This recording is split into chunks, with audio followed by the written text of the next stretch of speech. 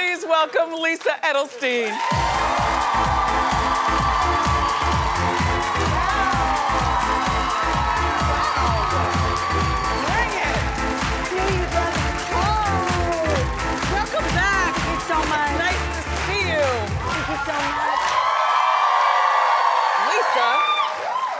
It's a celebration when I am on your show. It's a beautiful dress. Yes. Can I give you Edelstein shoe cam? Just put your feet on those feet.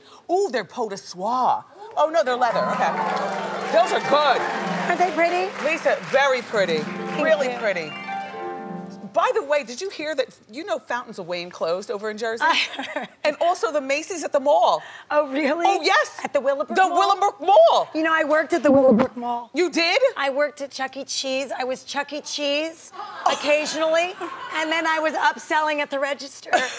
And they were very upset when I went to college because they thought I had a real future at Chuck E. Cheese.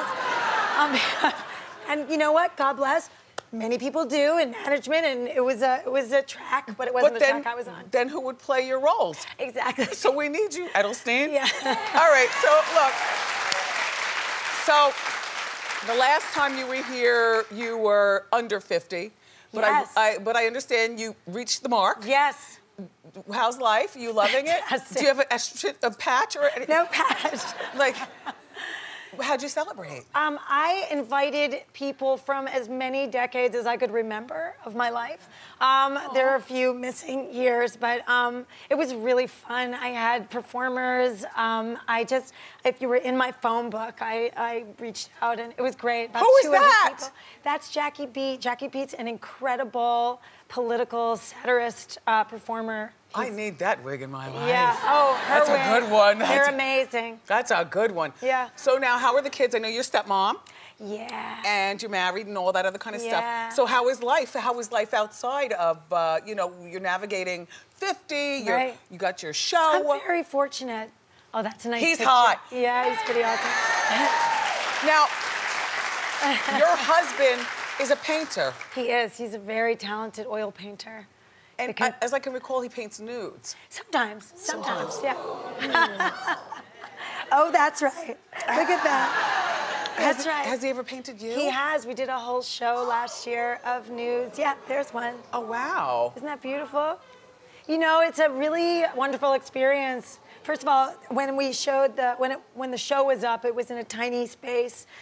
This guy, Danny First, has an art cabin, and so there were all these dudes. It was very intimate. My parents were there. Oh my gosh! My mother loves it. My father, I think, didn't go inside. My mother thinks it's awesome. You know, my mother and I, we went bathing suit shopping when I was about 11, and it was that time when you are starting to feel... You get your pop out. Yeah, well, you're getting a little embarrassed. Yeah. And she said, so I made her go into another dressing room, and she said, honey, from the other dressing room, she said, honey, I don't know why we can't be in the same dressing room. We have the same body parts, except mine have hair on them. That's a nice way. So I thought my boobs were gonna get hair. Well, you know what, though? Like for years. No, you know what's weird?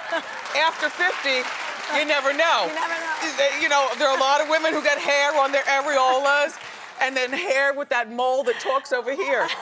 So back in the 80s, you know, Lisa's name was Lisa E, and she was a club kid. She was the queen of the night, as called by like the New York Post or the New York Times. And Steve Rubell, who owned Studio 54. So Right. you were stamped with the club. Look at you. I don't actually have that tattoo, but that was the day there was a party at Area, and these people that had a company called Temp2.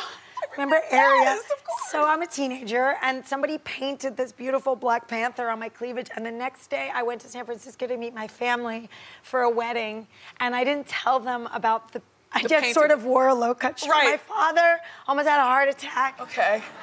So by the time you posed nude, he was already used to you being... Oh, I have pushed the envelope with him yes. for many, many years. I'm looking so little. All right, so you were a party girl. Yeah. Do you know Camille Donatucci? Because you know she's from Cedar Grove, which is right next door to Wayne. I don't. And she was a party girl back at that time too. Oh, really? And we're all in the same age range. So I figured funny. you guys commuted to the club together or something. No, I was in the city by then. Yeah, no.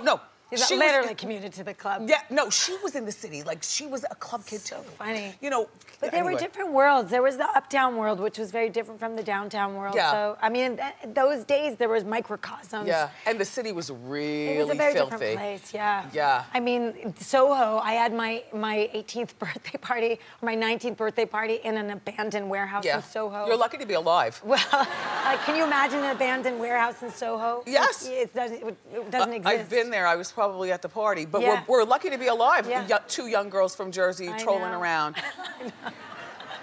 All right, so here's... When I think about the things that I pulled. I know, like right? When I was 14 or 15 years old in this city. It's really crazy. And but you didn't have fake ID. Like, you're not tall. I had fake ID. You had all that. But they didn't care. No, they didn't. The first time I went to a club, I was 14 years old. It was a club called Magique. Right. I had my hair in a side ponytail. Okay. With a headband. Okay, Chrissy and Snow. like an off-the-shoulder peasant blouse with like a mini skirt with shorts attached. Yes. And sneakers. And I got to the front, to the door of that club, and they swept me right up into the VIP room. Like I said, you're lucky to be alive. Let's talk about your show. It was a curvy time. You know, Girlfriend's Guide has been on now for 3 seasons. This is the 3rd season that premiered. I've been riding with you. I love the show.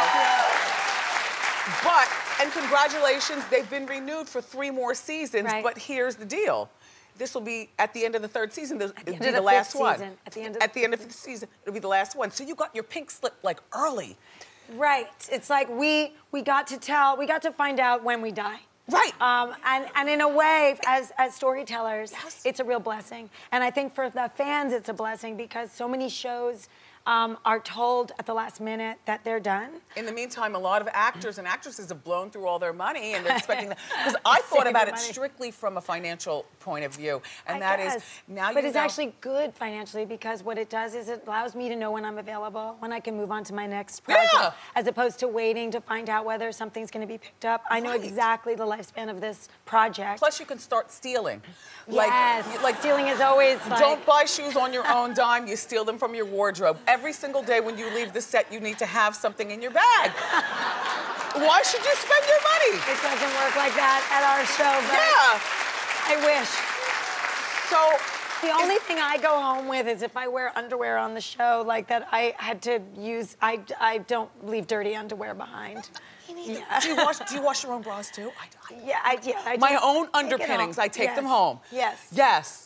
You're a civilized woman. Thank you. See how Jersey does. We're civilized. Lisa, thank you so much. It's so nice to see you again. God, Girlfriend's Guide to Divorce. It premieres tonight at 10 on Bravo.